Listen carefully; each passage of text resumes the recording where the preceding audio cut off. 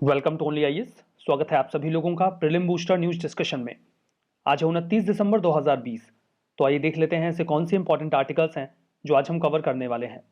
उसके पहले ये इन्फॉर्मेशन है कॉम्प्रिहेंसिव प्रीलिम स्पेशल बैच के बारे में, जो कि 1 जनवरी 2021 से स्टार्ट होने वाली है। 500 से ज़्यादा घंटों के लेक्चर्स होंगे जिसमें आपका पूरा प्रीलिम्स का सिलेबस कवर किया जाएगा। सीसैट इसमें इंक्लूडेड होगा, स्टडी मटेरियल भी दिया जाएगा और कुछ एडिशनल टॉपिक्स भी कवर किए जाएंगे ताकि आप अच्छा स्कोर कर सकें। ज़्यादा डिटेल्स के लिए आप इस नंबर पर कॉन्टैक्ट कर सकते हैं। देखते हैं अपना पहला आर्टिकल, जो कि पोर्तुलाका लाल जी के बारे में है। ये है क्या? कॉन्टेक्स्ट ये है कि जो बॉटनिस्ट हैं उन्होंने अभी हाल ही में वाइल्ड सन रोज की एक नई स्पीसीज को ढूंढ लिया है। कहाँ पर ढूंढा? ईस्टर्न घाट में ढूंढा। आंध्र प्रदेश का प्रकाशम डिस्ट्रिक्ट का जो एरिया है वहीं पर इसे डिस्कवर किया गया है। इसके कुछ बहुत ही यूनिक फीचर्स हैं, जैसे कि इसमें आपको ट्यूबरस रूट्स मिलेंगे। ट्यूबरस रूट्स कुछ इस प्रकार के रूट्स होते हैं जिसमें वाटर स्टोर करने की कैपेबिलिटी होती है।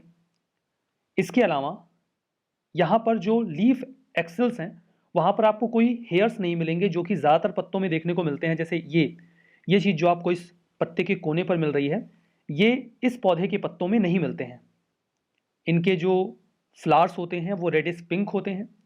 फ्रूट्स एक प्रोलेट शेप में होते हैं। ये शेप जो इंडिकेट किया गया है ये प्रोलेट शेप है। कॉपर ब्राउन सीड्स होते हैं जिनमें चमक नहीं होती। ये कुछ स्पेसिफिक फीचर्स हैं इस पोर्तुलाका लाल जी के। इनके जो ट्यूबरस रूट्स हैं ये इनको असिस्ट करते हैं कि ये पत्थरों की दरारों में भी आसानी से उगाते हैं, क्योंकि ये न्यूट्रिशन को और वाटर को स्टोर करके रख लेते हैं। इन्हें सनरोज इसलिए कहा जाता है बिकॉज ये ब्राइट सनसाइन में ही फ्लावर होते हैं, फूल इनके खिलते हैं। इसके नाम में आप एक लाल जी वर्ड देख रहे हैं। एक्चुअली में ये लाल जी सिंह, जो कि प्रोमिनेंट बॉटनिस्ट रहे हैं बॉटनिकल सर्वे ऑफ इंडिया के, उनके कंट्रीब्यूशन को याद रखने के लिए ये नाम इस फ्लावर को या इस पौधे को दिया गया है। अगला आर्टिकल मोनपा हैंडमेड पेपर के बारे में है। हाल ही में khadi and village industries commission ने मोनपा हैंडमेड पेपर को वापस से रिवाइव किया। देखिए, ये अरुणाचल प्रदेश की काफ़ी पुरानी हेरिटेज रही है, लगभग 1000 साल पुरानी। पहले लोग इस पेपर को बनाया करते थे। ये जो पेपर है काफ़ी फाइन टेक्सचर्ड पेपर होता है।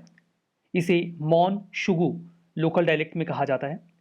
जो लोकल ट्राइब्स हैं उनके वाइब्रेंट कल्चर का ये प्रतीक है।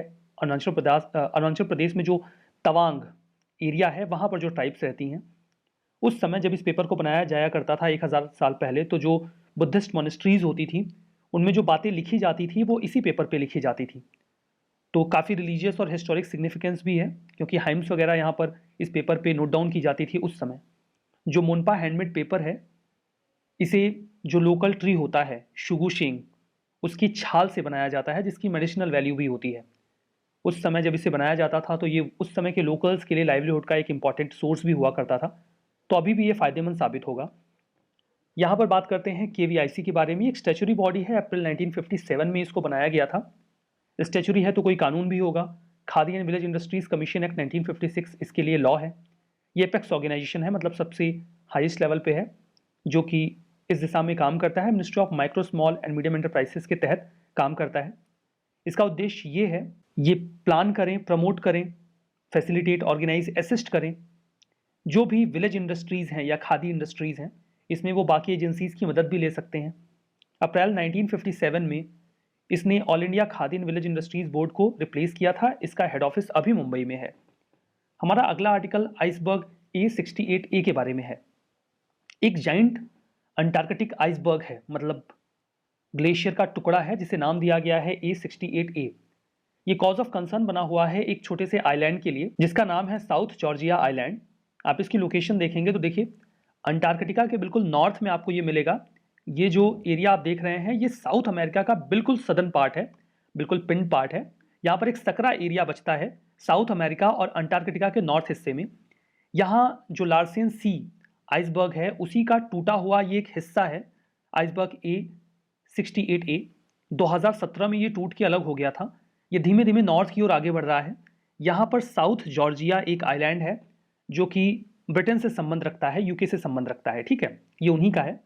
अब ये अगर उसकी ओर बढ़ रहा है तो डेफिनेटली कॉज ऑफ कंसर्न है। इसका एरिया 5800 स्क्वायर किलोमीटर का है।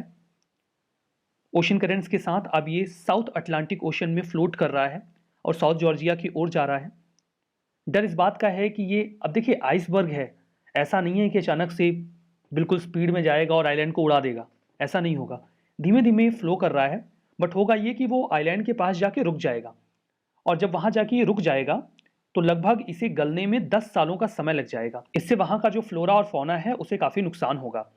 यूएस नेशनल आइस सेंटर ने अभी इस आइसबर्ग से 2 नए जो आइसबर्ग अलग हुए हैं उनको भी नेम किया है, A68E और A68F। इसकी लोकेशन देखेंगे साउथ जॉर्जिया की, तो ये आपको सदर्न अटलांटिक ओशन में मिलेगा। ब्रिटिश ओवरसीज टेरिटरी है, लोकेशन मैप में यहाँ पर दिखाया गया है। ये अंटार्कटिका है और ये साउथ अमेरिका का बिल्कुल सदर्न पार्ट। हमारा अगला आर्टिकल नामघर्स के बारे में है। यूनियन मिनिस्टर ने अभी हाल ही में 8000 नामघर्स को फाइनेंशियल ग्रांट दिया। नामघर होते क्या हैं? ये ट्रेडिशनल वैष्णवाइट मोनेस्ट्रीज होती हैं जो कि आसाम में होती हैं। ये जो फाइनेंशियल ग्रांट दिया गया है ये आसाम दर्शन प्रोग्राम के तहत दिया गया है, जो कि स्टेट गवर्नमेंट का इनिशिएटिव है, जिसके तहत वो आसाम में टूरिज्म को प्रमोट करना चाह रहे हैं।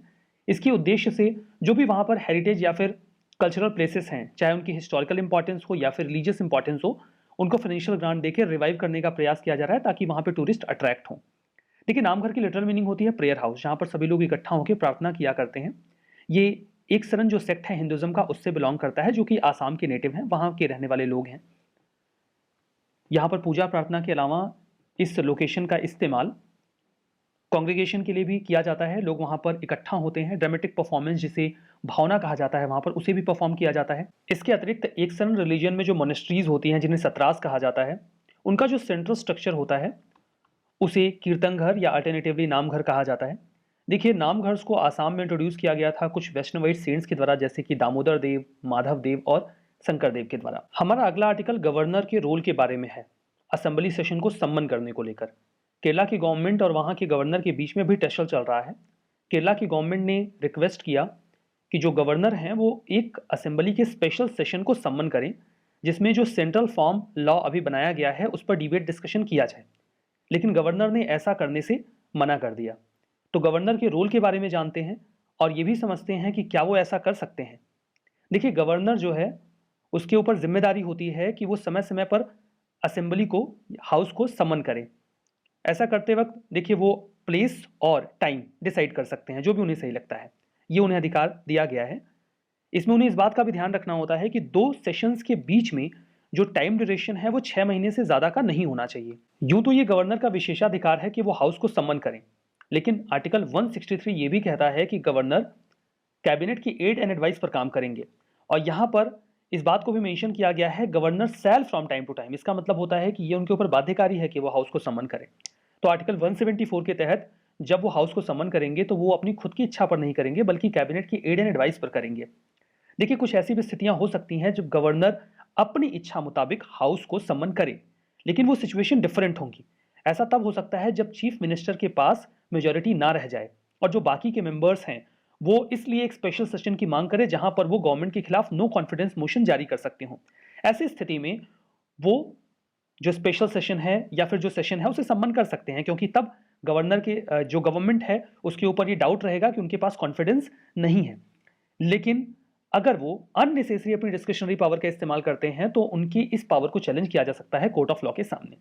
कई सारी ऐसी रूलिंग्स भी रही हैं जिसमें ऐसी बात कही गई है, जहां पर यह कहा गया कि गवर्नर मनमाने तरीके से सरकार की रिक्वेस्ट को डिनाई नहीं कर सकते हाउस को सम्मन करने को लेकर, जब तक कि बिल्कुल ये क्लियर ना हो कि जो गवर्नमेंट कह रही है वो अनकॉन्स्टिट्यूशनल है।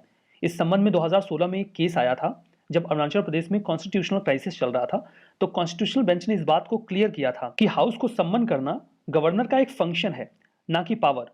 तो वो गवर्नमेंट की रिक्वेस्ट को डिनाई नहीं कर सकते। सरकारिया कमीशन ने भी 1983 में यही बात कहा था कि जब तक इस बात की पूरी क्लैरिटी ना हो कि जो गवर्नमेंट कह रही है वो पूरी तरीके से अनकॉन्स्टिट्यूशनल है, तब तक गवर्नर डिनाई नहीं करेंगे हाउस को सम्मन करने को लेकर। तो ये पूरी कंट्रोवर्सी अभी न्यूज़ में है, तो इसके बारे में हमने यहाँ पे बात कर ली। जो हमारा अगला आर्टिकल है वो ईस्टर्न डेडिकेटेड फ्रेट कॉरिडोर के बारे में है। देखिए, फ्रेट का मतलब होता है सामान को एक जगह से दूसरी जगह लेकर जाना। कॉरिडोर मतलब ये कोई रास्ता है। एक्चुअली में गवर्नमेंट 2 कॉरिडोर तैयार कर रही है, ईस्टर्न डेडिकेटेड फ्रेट कॉरिडोर और वेस्टर्न डेडिकेटेड फ्रेट कॉरिडोर। यहाँ पर जो किलोमीटर्स दिखाए गए हैं वो सही नहीं है। तो अभी हाल ही में ईस्टर्न डेडिकेटेड फ्रेट कॉरिडोर का एक छोटा सा हिस्सा इनॉग्रेट किया जा रहा है हमारे प्राइम मिनिस्टर के द्वारा, जो कि न्यू भावपुर और न्यू खुर्जा सेक्शन है, मतलब एक छोटा सा हिस्सा है इसका जो इनॉग्रेट किया गया। इसकी जो पूरी लंबाई है ईस्टर्न डेडिकेटेड फ्रेट कॉरिडोर की वो 1856 किलोमीटर की है, जो कि पंजाब के लुधियाना से वेस्ट बंगाल के डंकुनी तक जाएगा। ये पंजाब, हरियाणा, उत्तर प्रदेश, बिहार, झारखंड और वेस्ट बंगाल राज्यों से गुजरेगा। इसको तैयार करने की जिम्मेदारी डेडिकेटेड ये जो पूरा फ्रेट कॉरिडोर है dedicated freight corridor corporation of India limited को दी गई है। एक स्पेशल पर्पस व्हीकल है जो इस कॉरिडोर को बनाने के लिए ही तैयार की गई है। जो ईस्टर्न कॉरिडोर प्रोजेक्टेड है, सिग्निफिकेंस की बात करें तो इसका काफ़ी फायदा होगा। जो नदर्न रीजन है यूपी, दिल्ली, हरियाणा, पंजाब का, वहाँ पर जो कोल की नीड है उसे ईस्टर्न कोल फील्ड से पूरा किया जा सकेगा। Finish steel, food grain, cement, fertilisers, इन सब का जो पूरा फ्लो है उसे भी मेंटेन करने में मदद मिलेगी। बात करते हैं वेस्टर्न डेडिकेटेड फ्रेट कॉरिडोर की। ये 1504 किलोमीटर का पूरा रूट होगा, जो कि उत्तर प्रदेश के दादरी से लेकर मुंबई के जवाहरलाल नेहरू पोर्ट तक जाएगा। ये इस दौरान यूपी, हरियाणा, राजस्थान, गुजरात और महाराष्ट्र राज्यों से गुजरेगा। यहाँ पर कुछ स्टेटमेंट है, आपको ट्रू एंड फॉल्स बताना है। मोनपा हैंडमेड पेपर, ये 1000 साल पुराना हेरिटेज है तमिलनाडु के नेटिव्स का। पोर्टुला का लाल जी, ये मेघालय में डिस्कवर किया गया। आर्टिकल 174 प्रोविजन करता है कि गवर्नर की रिस्पॉन्सिबिलिटी है कि वो कम से कम 6 महीने में एक बार हाउस को समन करें।